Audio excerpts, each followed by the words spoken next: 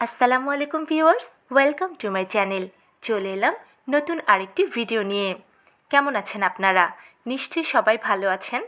দর্শক, আপনাদের জন্য আমার আজকের রেসিপি ভ্যানিলা কেক। খুব সহজে ফ্লাফি অ্যান্ড টেস্টি এই কেকটি তৈরি করে নেওয়া যায় চুলো অথবা ওভেনে। আজকের মেজারমেন্টগুলো যদি আপনারা খুব ভালোভাবে লক্ষ্য করেন তাহলে আপনারাও পারফেক্ট ভ্যানিলা কেক তৈরি করতে পারবেন। চলুন তাহলে দেখে নেওয়া যাক কিভাবে পারফেক্ট কেক তৈরি করে নেওয়া যায়।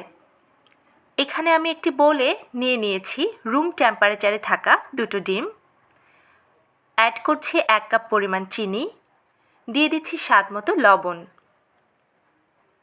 এখন এই সবগুলো উপকরণকে খুব ভালোভাবে বিটারে বিট করে নিতে পারেন অথবা ব্লেন্ডারে ব্লেন্ড করে নিতে পারেন। দর্শক দেখুন, ব্লেন্ডারে ব্লেন্ড করার পর মিশ্রণটি ঠিক এরকম হয়েছে। এখন একটি বোলে দিয়ে দিচ্ছি 1 কাপ পরিমাণ ময়দা, এর সাথে অ্যাড করছি 1/2 কাপ পরিমাণ পাউডার মিল্ক।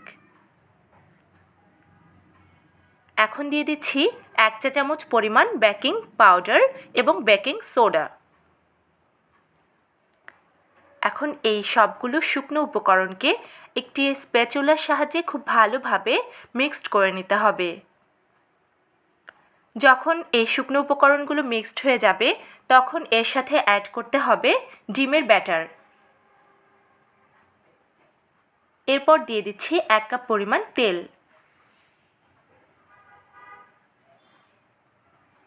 দিয়ে দিচ্ছি 1/2 কাপ পরিমাণ লিকুইড মিল্ক।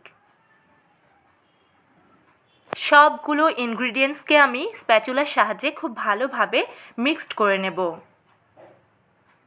দর্শক, খেয়াল রাখতে হবে যেন এর মধ্যে কোনো লাম্প না থাকে। অনবরত নাড়াচাড়া করে এটিকে একটা সফট ব্যাটারে পরিণত করতে হবে। এরপর অ্যাড করছি ভ্যানিলা এসেন্স। খুব ভালোভাবে ঘন ঘন নাড়াচাড়ার পর ব্যাটারটির কনসিস্টেন্সি ঠিক এরকম হয়েছে। দেখুন দর্শক, আমার কেকের ব্যাটারটি খুব ভালোভাবেই তৈরি হয়ে গেছে। দর্শক, অনবরত এভাবে স্প্যাচুলার সাহায্যে নাড়াচাড়া করে নিয়ে এটিকে এখন একটি মোল্ডে দিয়ে বেক করে নিতে হবে। দেখুন দর্শক, আমি বেক করে নিয়েছি এবং আমার কেকটি কতটা পারফেক্ট হয়েছে। আমার আজকের এই রেসিপিটি যদি আপনাদের ভালো লাগে অবশ্যই আমার ভিডিওটি লাইক, কমেন্ট, শেয়ার করে দেবেন। দর্শক দেখুন, কেকটি অনেকটাই ফ্লাফি অ্যান্ড সফট হয়েছে।